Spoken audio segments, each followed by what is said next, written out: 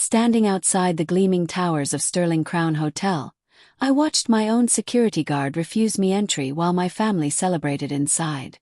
They had no idea I owned every brick, every chandelier, every golden door handle they were admiring.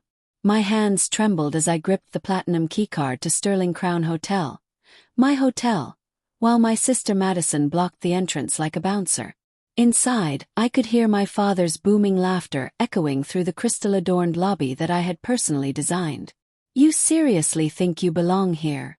Madison sneered, adjusting her fake Hermès dress that I recognized from last season's knockoff collection. "This is Sterling Crown, not some roadside diner. The champagne alone costs more than your monthly rent."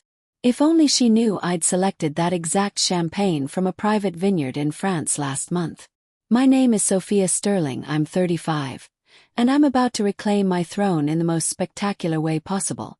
"Mom and Dad were crystal clear," Madison continued, checking her reflection in the gold-trimmed glass doors.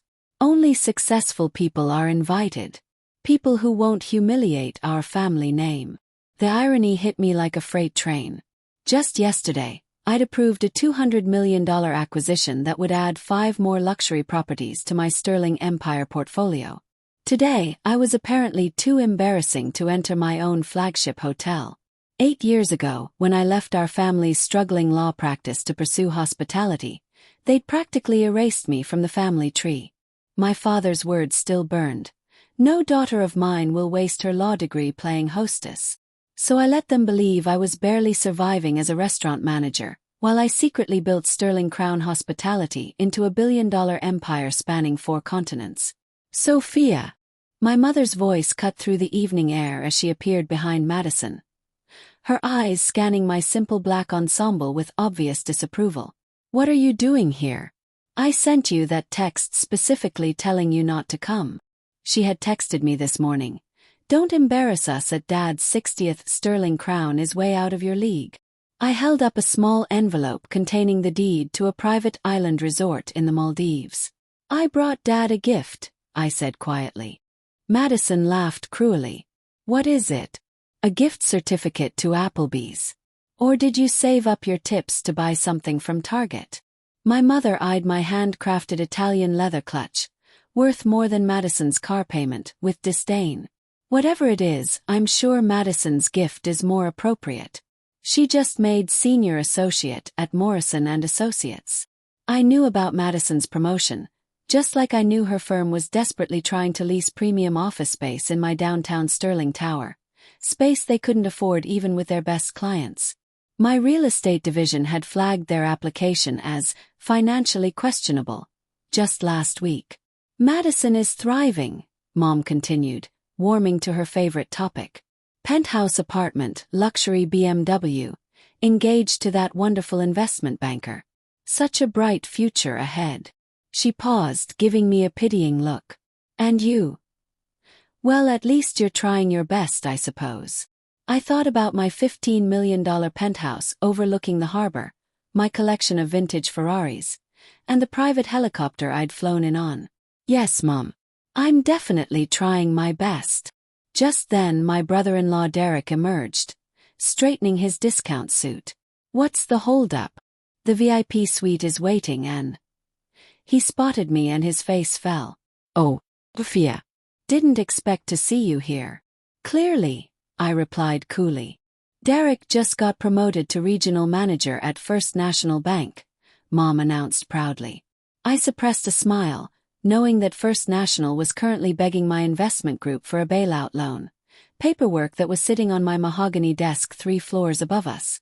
"That's more impressive than whatever food service job you're doing now," Madison added viciously.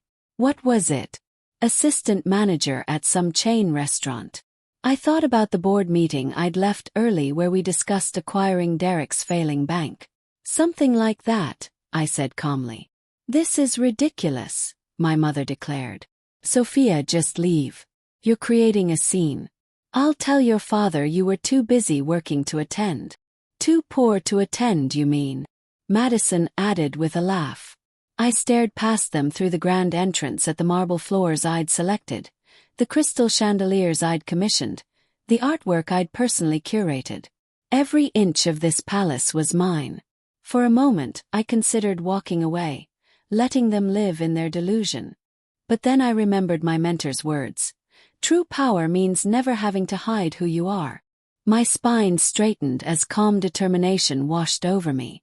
Actually, I said quietly, I think I'll stay.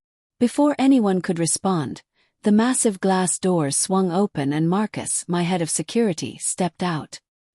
He'd been with me since I bought my first struggling hotel 6 years ago. Is everything all right here, Miss Sterling?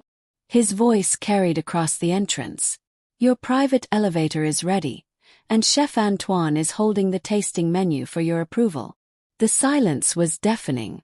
Madison's mouth fell open, her perfectly applied lipstick suddenly looking garish. My mother gripped the door handle for support. Marcus, I smiled warmly. Perfect timing. My family was just explaining how I couldn't afford to dine here. He looked genuinely confused. But ma'am, you own the entire Sterling Crown Empire. That I do, I turned to my stunned family. Shall we go inside? I believe you've reserved my penthouse VIP suite. Derek found his voice first.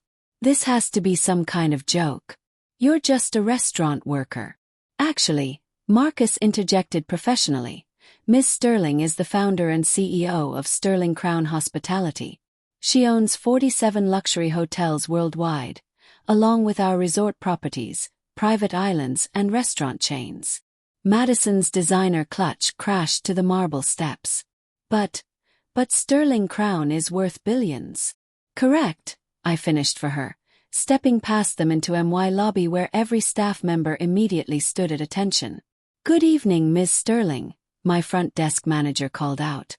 The penthouse is prepared for your father's celebration. As I led my speechless family to my private elevator, I finally understood what true victory felt like. Not just success, but the moment when those who doubted you realized they were standing in the shadow of your empire all along. That night, as my family scrambled to rebuild bridges they'd burned, I stood in my penthouse office overlooking the city I'd conquered. Tomorrow, Madison would discover her firm's lease application had been mysteriously approved, at a very generous family discount. Because true power isn't about revenge. It's about choosing grace when you could choose destruction. But they'll never underestimate the failure again.